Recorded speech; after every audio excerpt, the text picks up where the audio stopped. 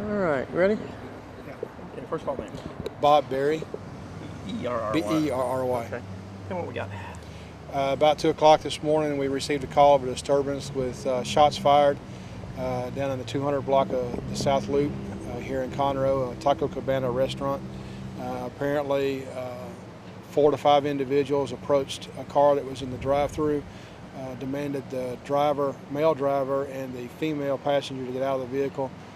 During that disturbance, the driver was apparently shot, and one of the suspects drove off in the victim's vehicle. Okay, now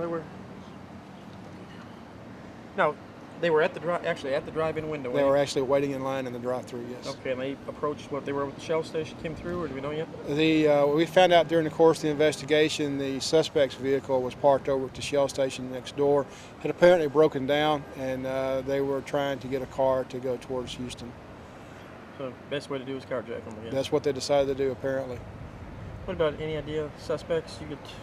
Still waiting on it? The last information we have, there was approximately 4 suspects. We had one detained, and we're interviewing that person. We did talk to some witnesses there at the scene, and we were searching in the woods in the area of I-45 south of Loop 336, and they were searching with dogs and helicopters for one of the suspects. The 2 remaining suspects were not able to find. Now, he left there in the victim's car. There was girlfriend was with the victim also? Girlfriend was in the right front passenger seat with the victim. She was ordered out of the vehicle. She got out of the vehicle and managed to escape without any injuries. Okay, and they proceeded out and went, what, southbound on the northbound feeder? Southbound in the northbound lanes of the feeder road on I-45. One of our officers picked up the vehicle, started a short chase with that. The vehicle wrecked out, and the suspect then fled on foot. Okay, basically came across the freeway over to the west side right. There, where they're looking for him Ran now. across the freeway where they're looking for him now. Who else is involved in the search right now? Right now we have Texas Department of Public Safety, Texas Rangers, and Texas Department of Corrections K-9 units.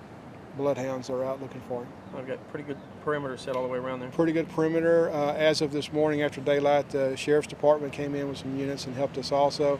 We have Conroe police officers and marked and unmarked units also down at the scene. So there's a lot of officers down there with the perimeter set up. What kind of charges do you expect coming forth on this?